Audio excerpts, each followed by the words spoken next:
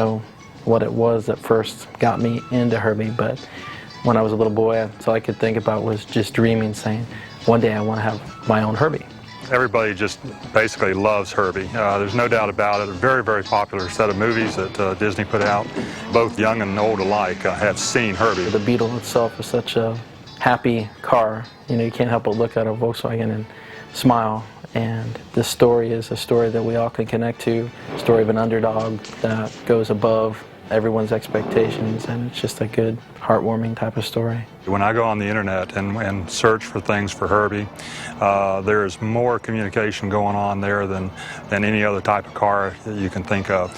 We've had a lot of great ones in our time, but Herbie just stands out. I remember being at a premiere at a local theater. They actually had a Herbie on display. It was so exciting to be able to see that up close, but you couldn't touch it, but it was there. As a child, I never owned a Herbie toy. Anything I had, I made myself. Got my little model paints and painted the car and the stripes and the numbers, and that was my Herbie toy because there wasn't that much available. Will you stop the car, please? I'm trying, look! Constructing a car to look like Herbie's pretty easy. Herbie itself in the movie was portrayed as a '63 Volkswagen, which is what my car is. So if you wanted to be identical, you would actually have to make your Beetle look like a '63.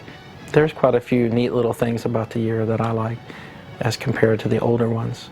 It's got a little bit bigger windows than the older ones. They put larger taillights on it in '62, which is the style Herbie has, which they carried on through '67. When we bought this car, it was pretty much a rusted bucket of bolts, you might say, and had to be totally redone from the ground up. And as you can see now, it's in a totally restored condition. When I first met the original owner, who was a school teacher, she bought the car new in Germany. When she was teaching there, brought it back to the U.S.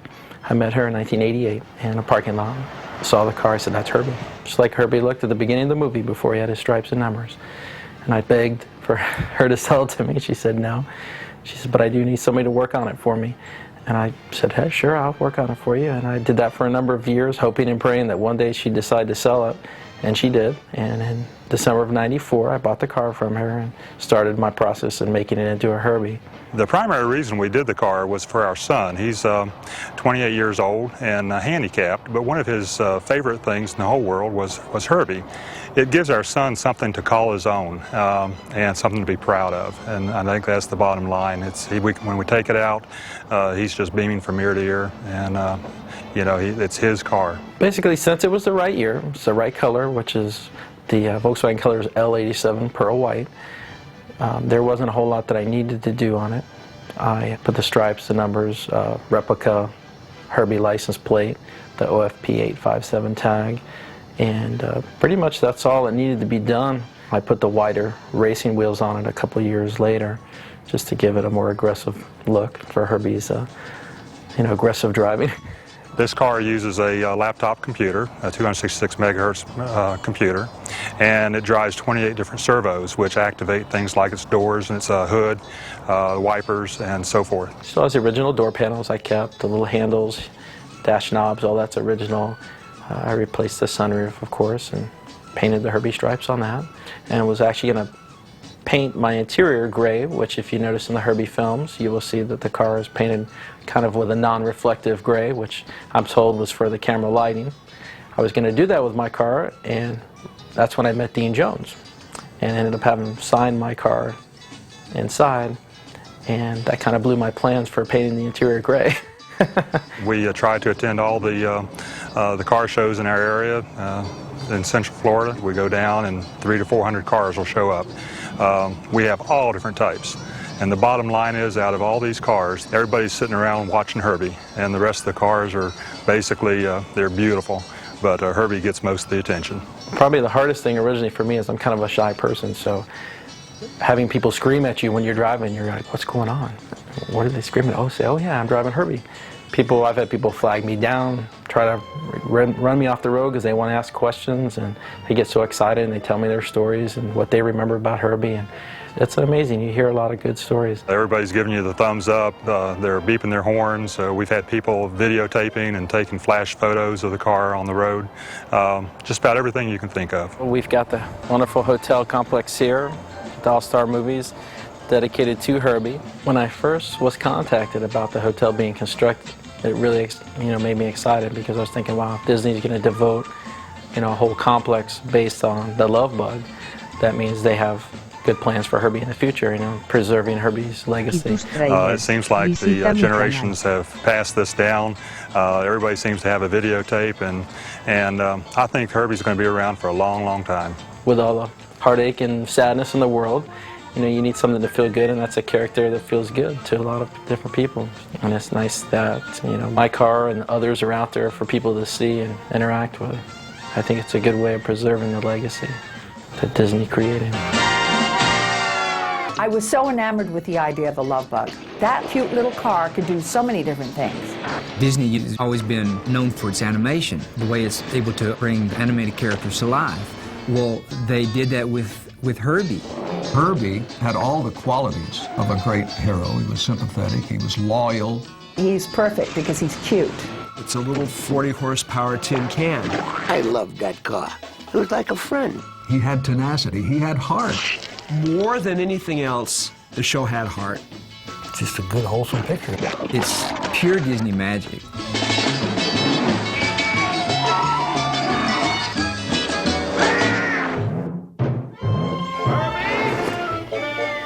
It's a love story at heart on a very simplistic level, but I think the larger message is really not to take things and people for granted. It's really kind of a large message when you think about it. The only reference that Walt ever made to the Love Bug, I had brought him a script, and it was a story of the first sports car ever brought to America. I had an option on it, and I said, this would be good for us to make. And he said, Dean, I read it, and he said, I've got a better car story for you. Love Bugs were released in '69, but begun in about the time Walt was very, very sick and dying.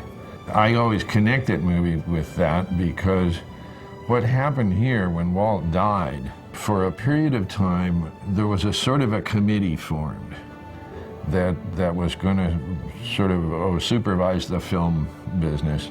And the idea was that we were going to send all of our scripts around to everybody else in the group and let everybody read what everybody was doing and get comments and hopefully profit from that.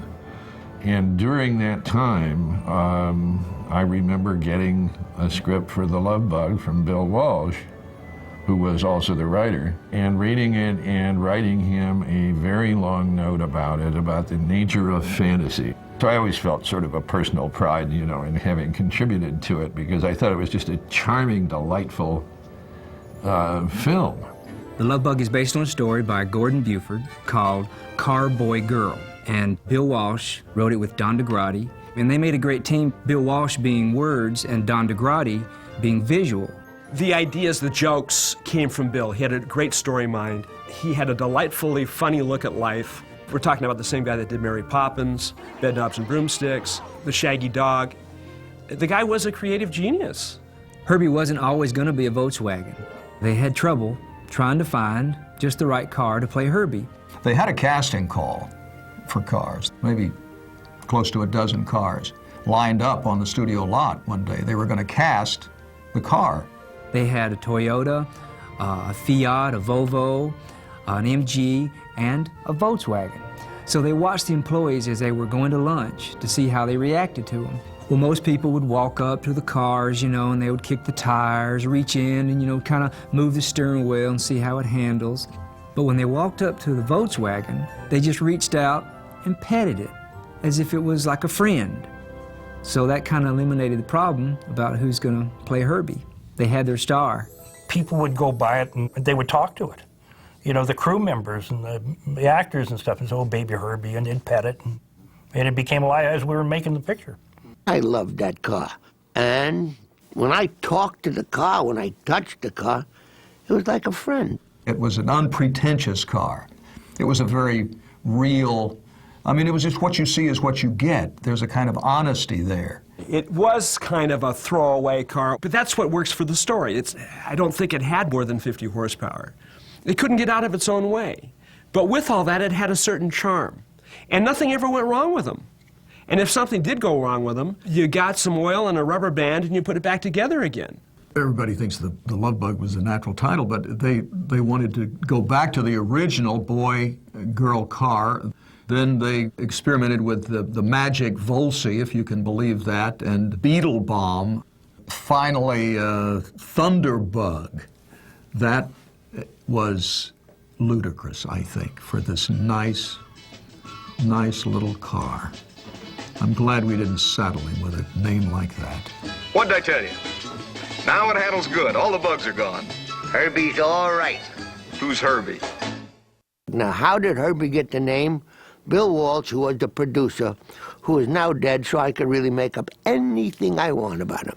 Bill went to Las Vegas to see Buddy Hackett perform at the Sahara Hotel. In his act, he tells this story about first time he went to go skiing, and the instructor's name was Klaus. And Klaus said, "Do you wish to ski?" I said, well, not really. My wife's the one who wants to ski. Well, we will teach you how to ski. I am Franz. I'm the captain of the ski school. And this is Hans und Fritz. Who will you ski with? I said, if you ain't got a Herbie, I ain't going. And so Bill Walsh thought that was hilarious, so that's how Herbie got his name. Herbie the Love Bug was he was a beige kind of car, and he had a number 53. How they came by 53, to this day I'll never know. It's just 53. Well, Bill Walsh said that while he was developing Herbie, that he saw a lot of 53s on TV. Plus, if he was a baseball fan, the pitcher for the Los Angeles Dodgers was Don Drysdale, and that was his number, which is number 53. So that's how Herbie got his number.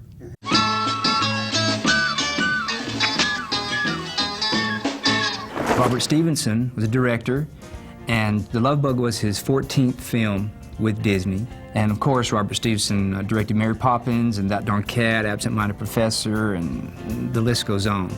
Bob was a very complex guy. He was brilliant, but Bob was very introvertish, which is unusual for a director. He was a very shy individual. Robert Stevenson brought great attention to detail. Literally, frame by frame by frame, The Love Bug was storyboarded. He storyboarded everything with hundreds and hundreds of little pictures, giving every setup, every point of view of the camera, every detail accounted for, plus the fact that you have 3 different crews and all of this material has to come together and be seamlessly edited and make sense. And so improvisation was not a big part of this particular picture. If I were to criticize him, and I liked him very much, he got so involved with storyboarding, it became just a little too mechanical for me. I like to feel like I could move around a little bit. I always remember, you know, when we do a take, he'd say, all right, he said, Dean, give me another one exactly like that. And I'd say, Robert, if you want one exactly like that, why don't you print this one? And he'd say, no, just one more, just like that, just like that.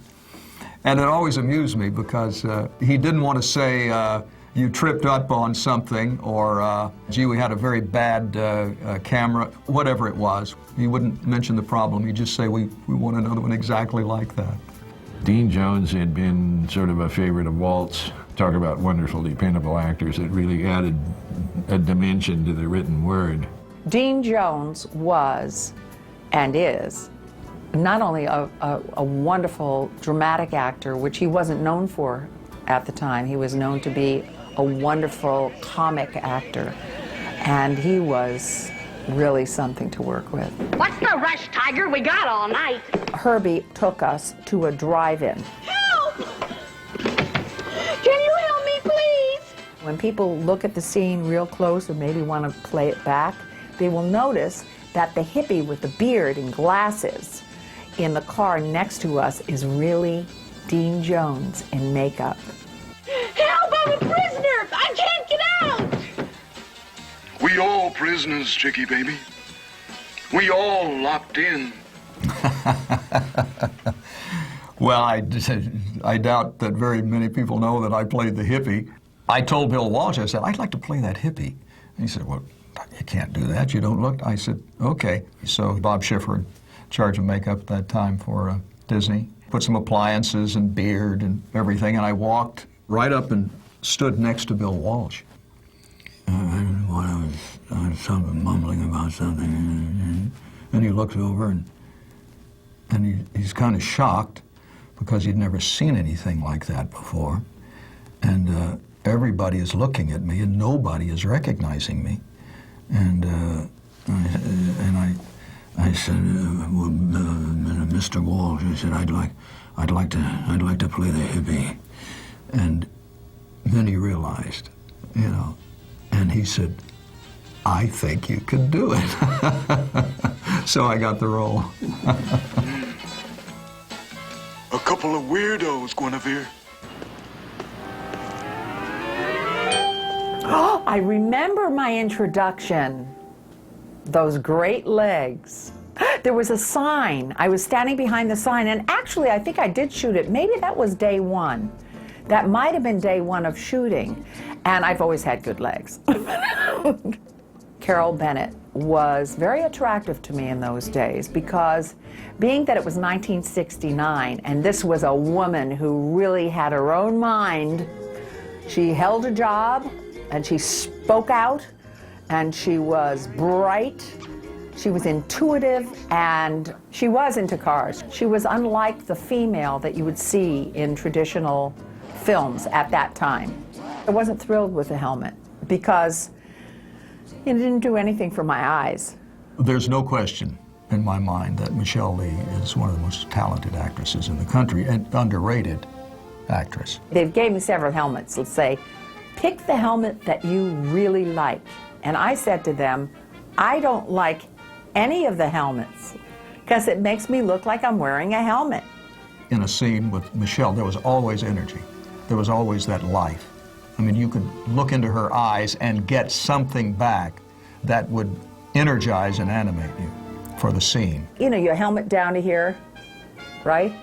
No, I had to have some of my bangs. You'll notice in the movie, they put something inside so that I could have just a little bit of hair around me. You'll see, I did that. They allowed me to do that. This was in the very beginning of my career, and I was just eating up everything around me. You know, I would watch all the actors, and I was learning what was happening on set. Watching David Tomlinson was like watching a comic genius, and it was always so truthful that it didn't matter whether it was funny or not. It was always right. David Tomlinson, I mean, a unique actor, understated Englishman. And yet he had this outlandish vaudevillian, over-the-top sense of humor. So the juxtaposition of those two things in his personality made for very interesting punchlines or straight lines. You know something about champagne, sir? Have a sure. If you tell me that the bubbles tickle your nose, I shall probably kill you. Have you gone mad? Get Mr. Douglas and his acquisition out of here before I lose my temper. He was always being abused and squirted with oil. If somebody was doing something that was inappropriate, he'd make sure that they were politely liquefied. That was my favorite part of the picture. See, he insulted the car. Are you crazy? You gonna stop me for tears? Anyway, the car just picked up the tire like a dog and just let a stream of oil onto his foot. It was very, very racy for those days, you know. I just remember one day we did a scene where we opened the glove compartment and there was David Tomlinson's face scrunched up in that glove compartment. Get me out of here! And I remember that day shooting. We could not look at him. We kept laughing. He's got one of those rubber faces. His eyebrows, his mouth, his nose, everything is so animated. He was such a gift. He was incredible in this film. What part of Ireland did you say your mother came from? aquí tus trailers. Visita mi canal. Buddy Hackett was completely out of the blue, and I think, you know, one of the great choices. He was outlandish all of the time. Just incredibly silly things that we would do that were funny. Buddy Hackett had this unbridled energy and a mind that wouldn't stop. You don't let Buddy Hackett improv. He does it whether you like it or not. It's kind of like Robin Williams, you know? It's like when you've got that mind that's so out there and you can't really stop it. It's part of the process.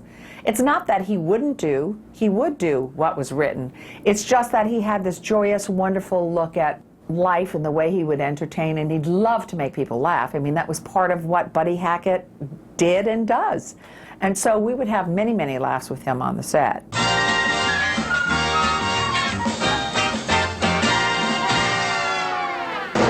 I always had a feeling Herbie was a cast member.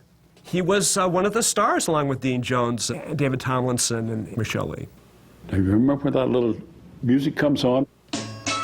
You know, Herbie's on scene. That kind of set his personality. Herbie sort of was this little guy with his own agenda, you know, and the first part of it was to prove that he was somebody. He's perfect because he's cute.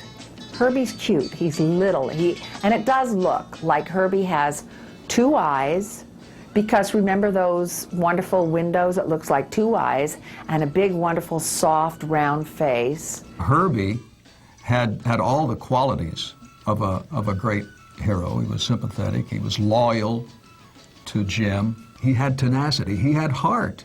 You know, you don't hear about heart so much today. The script was written in such a way that you knew exactly what Herbie was doing. He was a character. He was a character. Herbie was very frightened as he approached the freeway from the ramp. Herbie looked up at all the big cars and the huge trucks before him whizzing by and was very afraid to approach. He was very shy. And as a parent would tell his child, you have to look both ways. Herbie was in that moment. And Herbie was described so in the script, in the stage direction, as being so. What's the matter? You from LA or something? Herbie, to me, is like a child. He's a child that wants to be adopted. And Jim, Dean Jones' character, stood up for him in the car dealership, and Herbie was blown away by that. So that's why I followed him home and said he's going to be my master. Like most little boys, he didn't like to get beaten by anybody. He's a classic character out of a movie about a little kid growing up, I guess, as much as anything. And you just change that into a car and let him do all the things a little kid would have done, including running away from home and trying to commit suicide. Herbie? That scene where Herbie tries to commit suicide was the first scene we shot in the movie. They couldn't get the car to react properly on the railing of the Golden Gate Bridge. And they said, Dean, can we get a close-up of you while we're trying to get this thing to operate?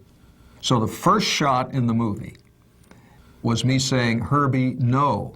And Robert Stevenson, the director, felt obligated to explain the scene to me. So he says, well, you see, Herbie is very, very hurt that you've gotten a Lamborghini, and said he's very, very jealous, and he's been injured. His feelings have been injured. And I'm saying, oh, okay. Now, I'm not into this yet. I mean, it's early on a Monday morning, and we haven't gotten the idea that this car is a personality yet.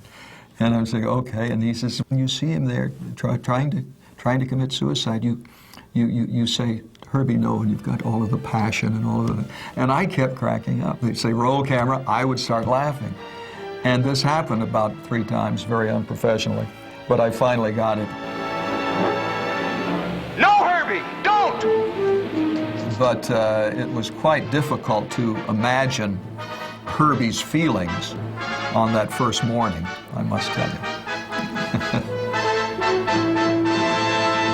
On this show, which is not always the case, we shot the second unit first. The second unit is a unit usually devoid of actors, use stunt people. It's action stuff, scenics, run-bys. And Art Villarelli was, in my estimation, probably the best second unit director ever. Stevenson and Walsh would put something down on paper and they'd throw it to Art to figure out how to do it. Well, he always did. We had to create special effects. They were on camera, they were live. Today, a lot of this could have been done with computers. That's the easy way. We never had that luxury. There were 8 Herbies in the original Love Bug Tus because there were trailers. so many different Visita mi gags canal. in the picture. To do that show, you had more than one Herbie. You had about a half a dozen of them, maybe 9. And they were parked everywhere throughout the studio, and the employees would very often clamber over them and sit in them and climb on them to have their picture taken because they were part of what they thought at the time was studio history. Each one was rigged to do a special gag. Like when Buddy Hackett is hanging on the door and they're going over the cliff and the car's on 2 wheels, well, that was a specially rigged automobile. When it gets cut in half and both pieces of the car goes across the line ahead of Tomlinson's, that was another rigged car. We had a souped-up, fast Herbie. We had a hydraulic Herbie that would do wheelies. One Herbie had the ability to shudder and shake. We had one car that in Herbie, the wheels all wobbled. It was sick after it had the Irish coffee. And then we had the feature picture car, who couldn't do anything but look pretty. And we had backups to all those cars. And these cars, of course, had to come apart. You had to take doors off, you had to take windshields out, you had to pull backs off, fronts off, so that you can shoot the back seat, the front seat. So it was quite a chore to go out to the junkyards and find pieces and parts for the film. There's a scene where Jim Douglas gets onto the trolley car in San Francisco, and Herbie is behind the trolley car, so he's driving up the hill. If you look in the left rear view window, you can be able to see the driver's head, and you'd never pick up on it. I thought that was very cool. Herbie driving by himself, which is pretty much what he did a lot of the time, was accomplished by what we call blind driver, which means that we have to rig the car with a extended steering wheel to the back seat, extended controls for brake and throttle to the back seat. You put a stunt driver behind the upholstery. He's actually steering the car from the back seat, and Herbie appears to be steering by himself. The first wheelie, for instance, was a cable on the front of the car and a huge crane hovering over us, and the crane pulled the front of the car off the ground. I mean, these seem like primitive special effects today, but that's the way we did them. Other things were put together like a jigsaw puzzle. Herbie jumping into the tree is done in about 4 pieces. We actually took a car and jumped it off of a dirt road, and it went through the air. We picked up that piece. Then the next time we picked it up and overlapped that with a crane with the car on wires. They kind of scuffled in the tree, and you saw a couple of stunt people coming down out of the tree. And then you saw the car change its attitude, and it kind of wound itself down through the tree. We couldn't hurt the trees because it was at Golden Oaks Ranch, and so we had to kind of maneuver the car through the tree to not hurt the tree, not worry about the shot. Anyway, as they came out on the ground, the stunt people hit the ground, and the actors came in, laid on the ground in the same place. They jumped up, and we finished lowering the car down. That's how we did that shot. I recall when they said they're going to skip Herbie across the lake. I said, well, how are you going to do this, guys? They kept telling you, well, just make it look like a rock skipping across the water. Well, a car is not a rock skipping across the water. In special effects, there's no word in the vocabulary that says it's impossible. So we never said no. Never. Herbie skipping across the pond was done out at the Disney Golden Oak Ranch. We went out there and set up big telephone poles in the ground to use for anchors for our rigging. The rigging was cables overhead, out of picture. And we put a traveler, and we put motors to travel the car across at a certain speed. Then they put a full-sized Volkswagen. This was the days. We're not talking computer-generated here. This is full-size stuff that we have to work with. So we had to make a car very, very light. We had to put a bottom in it so that it couldn't, what we call, catch the water. And we would lift with the counterweight the car off the water, drop him back, pick him up, let him down, and all the time we're traveling forward. The cable had a belly in it because of the long distance. And so each time it went down, we kind of had to do a visual on it so that it just barely touched the water, because if it ever got in the water, it would just stop it and start swinging. So it was a little bit touchy to trigger that just right. And we finally got it. I imagine we did it 25, 30 times. They had taken weeks to shoot it, literally weeks, and it was 4 seconds, 3-4 seconds. And there was a crew out there doing that, and this was incredible. I couldn't believe that. Art Vitarelli, that's why I have to commend him, because he had the patience that was unbelievable. What was necessary to get those shots? He would just do them. Okay, I know we got close that time. Let's try it again. And they had an artist go in and paint the wires for whatever was behind it. So if it was a blue sky, if it was a tree, whatever it was, that when it went down for the shot, you wouldn't be able to tell there was any wires on Herbie. That's why it's so believable. In publicity, they got Herbie right as he was skimming across the water. Well, of course, they didn't have any live people in the car. You believe that there are, but they had stunt dummies. So in the lobby set, they had this big 11 by 17 picture, and you see these stunt dummies with helmets on, just kind of leaning up against the windshield. It's very funny.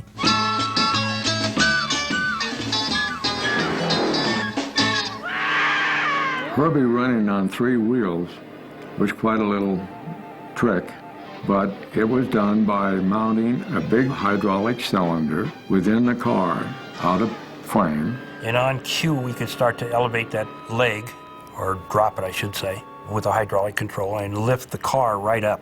And we had balanced out the car, and we could actually go down the road with it driving on 2 wheels. We have to lock off the brake on one side so that you don't lose the drive of the rear end. There was a mistake that the second unit team forgot to include on Herbie. And it took me years to even notice this. The door that Tennessee is setting on to balance Herbie is missing the 53 racing number. That image was used in the lobby card set. It was used on the front cover of books, video, front cover of the laser disc. Sure enough, the 53 is missing. The missing 53. There was only one effect shot that we didn't use in the picture, or they didn't use in the picture. And it was like a dog shaking water off of its back. And we got it all done. And they looked at it and they accepted it. And it was really funny. It was one of the funniest things. It didn't work for them. And I don't remember why, whether they didn't have the time for it or whatever. But it was really neat to see a Volkswagen shake like a dog that was all wet and trying to get the water off of him. Hang tight. This may be a fast takeoff. Now. When we had to show acceleration or speed, we made a couple of modified Volkswagens. We used Porsche engine, Porsche brakes, Porsche wheels, Porsche tires. So there's a lot of difference between a standard Volkswagen and what you could do with a Herbie after we got through with it. It still looked innocent and unpretentious, but it was very fast. You could get it up to 150, 120. But in order to stop the car, the brakes weren't strong enough. You had to open the doors. And that was dangerous because nobody was holding the wheel. What about it, Dad? Want to give that doodlebug a workout? I'll go easy on you. Be serious, will you? I drove it home one day, and at a stoplight there was a Corvette, and he's looking at me, and I just look at him, and when it turned green, I just floorboarded it, just gave it everything it had. And it took the guy by surprise, of course. He thought this was no contest. And by the next traffic light, which was quite a ways down, he pulled up with a little more respect for Volkswagens. Out of sight, man. I wouldn't have believed it. Groovy, Pop, groovy. To make Herbie look like he was going fast, we also would put dust or leaves on the road, and as a car would go through it, it gave the illusion of speed. Each morning early, I would come in and help Max Balchowski, a stunt driver who drove that. He's dead now, too, so I could tell you anything you want about Max. Anyway, we'd come in early in the morning and put a brand new clutch in.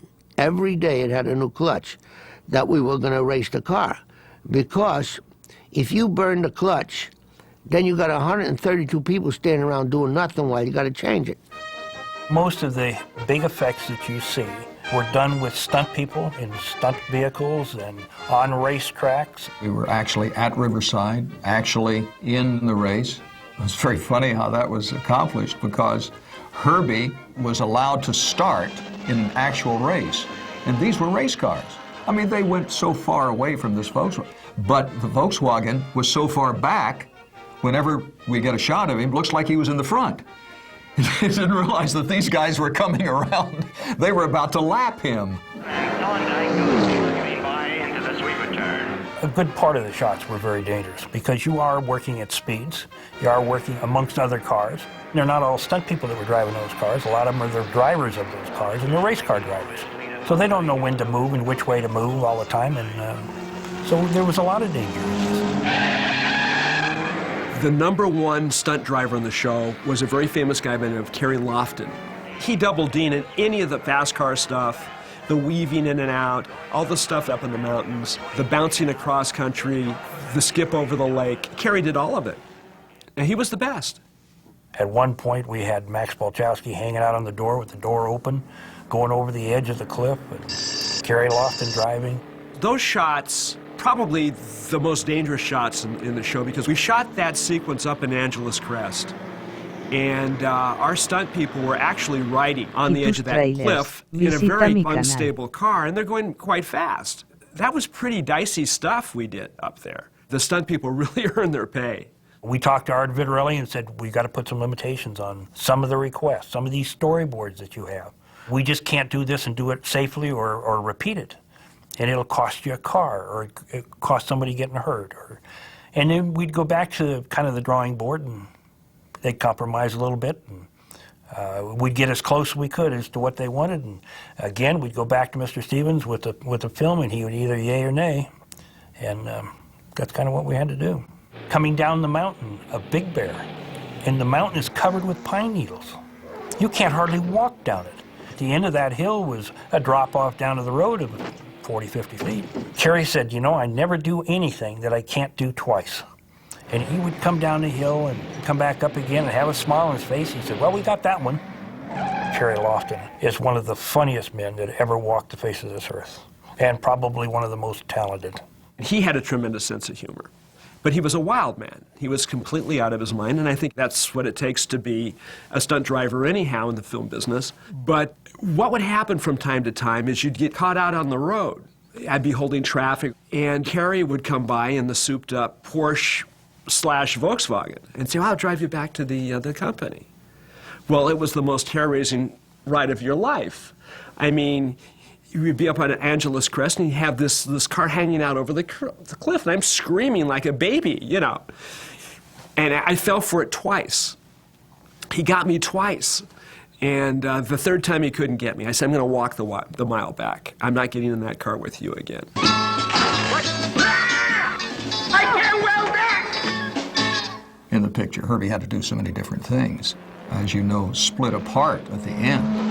What had to happen to make this all be possible, we had to split the car to begin with in two halves. We then connected the two halves with a long tube. We were able to slide those two apart, which showed the car coming apart. And so we were able to pull the front end away from the back end. And we had kind of a parallelogram steering in it. We could actually make the car go way to one side and back to the other side. Of course, later on, the thing split in two totally.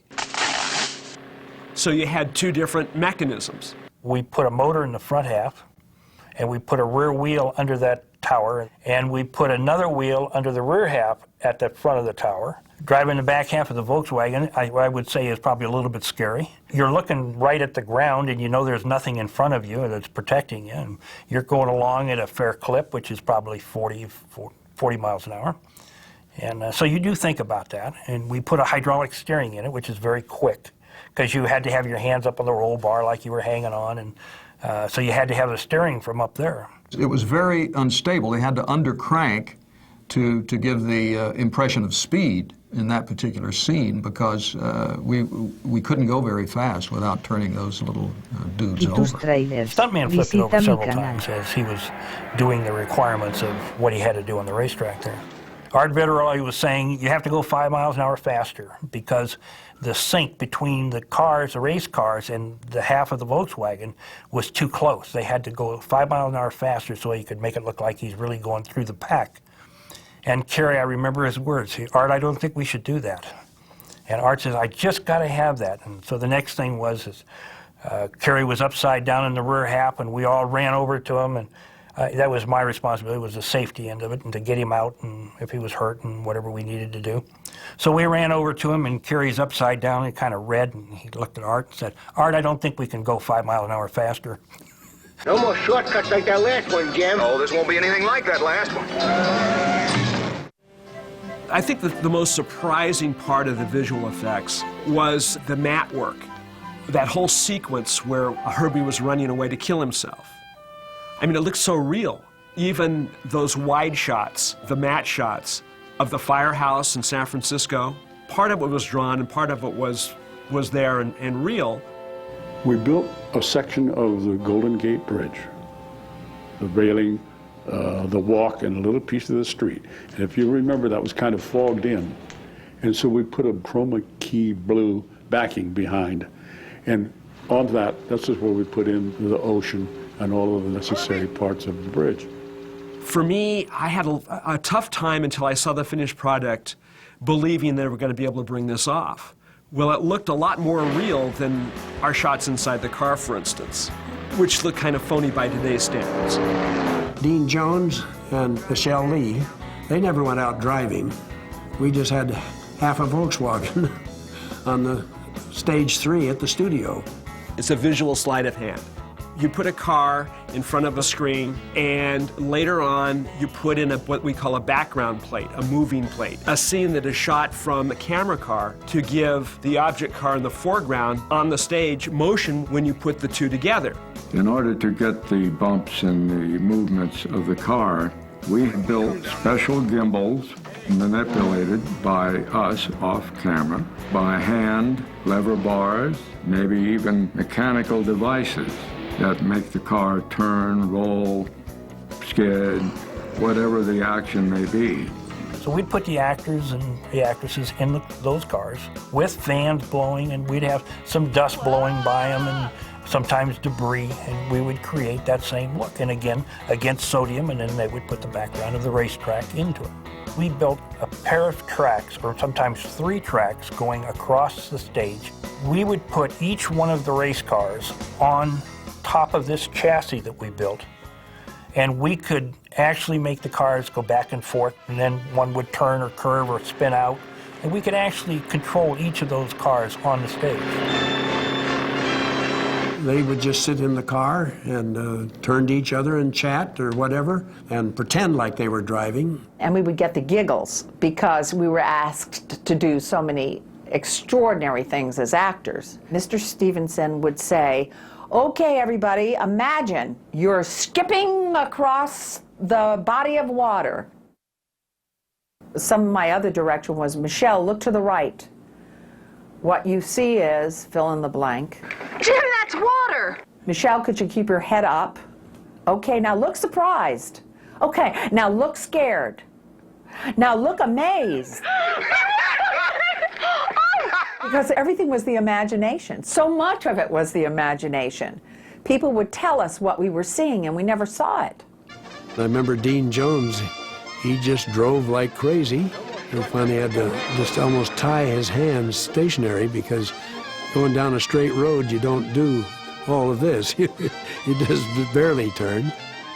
I remember the race at the end, the cars separated, and that was great fun. They actually separated the car, and we were actually driving it that day. We ended up in one half of the car, and we actually shot that outside on location. That was not on the set. Let's go, Herbie. The world premiere for The Love Bug was at the Grauman's Chinese Theater in Hollywood, on Hollywood Boulevard. Boy, I wish I could have been there. It was great because the invitations were sent out saying that if you did not show up in a VW you would not have valet parking. So you can imagine there were Volkswagens all over Hollywood Boulevard. And you were encouraged to wear your funkiest 60s attire, no pun intended. There's a shot of Dean Jones, Michelle Lee, and Buddy Hackett, and they are wearing these crazy outfits. It's great. It's great. At the premiere, I remember they made me a special gown while we were shooting. I think I got my test back from my doctor that I was pregnant. I was probably out to here. I was so pregnant. I mean, how do you beat that? How do you beat that? And how do you beat going to the Grauman's Chinese, where all those wonderful fingerprints are in front, and walking in and seeing this humongous screen with images of this magical car? It's quite extraordinary. There was some pretty terrific stuff that they cut together, and we knew it was going to be a good family film. We knew it was going to be a fun picture, humorous. Those of us who worked on the show knew we had something special. I mean, I think everybody thought this was one of the best shows in years, but nobody could ever be prepared for the way the show was received. We didn't have a clue. We didn't know. I mean, when the grosses started coming in for The Love, I mean, we were all shocked. We couldn't believe it. I mean, who could have anticipated the show would become the biggest grossing show of 1969? And 69 was a particularly good year for feature pictures. Midnight Cowboy, Butch Cassidy, Sundance Kid, and yet Herbie outstripped them all. The second biggest box office grosser after Mary Poppins in studios history. Go on. I didn't get to see it for quite a while after it came out. I was on another picture in Mexico. And when I got back, my wife had taken our children to see The Love Bug, and they talked about it for a year. They fell in love with Herbie. And the neighbors, they went on and on and on. So many people or friends of mine who have nieces, nephews, or sometimes children come to me today because they see the film. And I treasure that, I really do. Because it is something that can go from generation to generation, is wonderful for the whole family. Herbie was a car for all seasons, you know, it was a car for all peoples. I just wish that Walt had lived to see the success of that film. I can't explain it, except that there's a sympathy for this charming little automobile who was so loyal, who had such tenacity, such heart, and kids today, they still love that Volkswagen. A kid came up to me, I was back east in a speaking engagement, and this kid looked up and said, "You were in The Love Bug?" And I said, yes I was. And he said, "You got old." This must be Disney. This is the first time I've ever had coffee without tequila in it.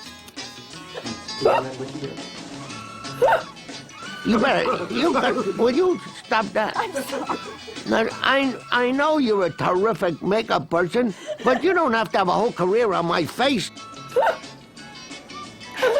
That's my imitation of Herbie in the drunk scene. This isn't scripted. You can't pick up where you were and do it again. Shall we do it once more? Do what? I don't know what I said. I don't even know how I got here. How did I get involved with The Love Bug? It bit me. This is the makeup artist, and then they want tears not to come to my eyes. When you look at her and you know she's going to touch your face twice and leave, of course you cry. Don't kiss me, I have a cold. You are so darn cute.